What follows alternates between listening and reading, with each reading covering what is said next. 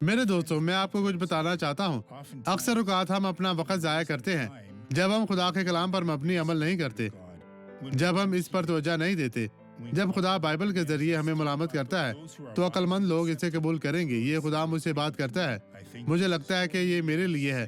दूसरे कहते हैं नहीं, ये गुनहगारों के लिए है। मैं इस किस्म का इंसान हूँ जिसके पास मेरे हकूक है, जो मैं चाहता हूँ। आपको ये सब करने का हक हासिल हो सकता है सिवाय इन चीजों के करने के बाद, आसमान में जाने के बाद। यशायाह 9:8 में कहता है, खुदावंद ने याकूब के पास पैगाम भेजा और वो इसराइल पर नाजिल हुआ। क्या खुदा का कलाम आपके दिल पर है? अब ये गवाही देखे और बरकत पाए, और मैं दुआ करने वापस आऊंगा। खुदावंद आपको बरकत दे। डॉक्टर सुआरेस, मेरी पंडलियों में दर्द होती थी, मेरी टांगे लड़खड़ा जाती थी, मैं गिर जाता था। जब भी मैं चलता मैं गिर जाता, ऐसा वक्त होता था।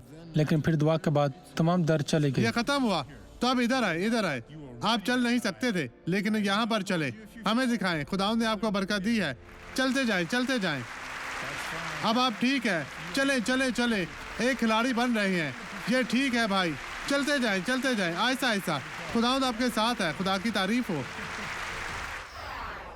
बाप, मैं इन लोगों के लिए दुआ करता हूँ जिन्हें तेरी मदद की जरूरत है, जो कहता है खुदा मेरी मदद कर, मुझे सुन, मुझे तेरी जरूरत है। खुदावंद, अंजील के खादम की हैसियत के तौर पर मैं इन लोगों को बरकत देता हूँ और इनकी जिंदगी में मौजूद हर तरह की बीमारी, मुश्किल, परेशानी, मुसीबत को झिड़कता हूँ, इनकी सर्जिश करता हूँ यीशु के नाम में। और आप कहें, मैं ईमान रखता हूँ। आपका दिन अच्छा रहे।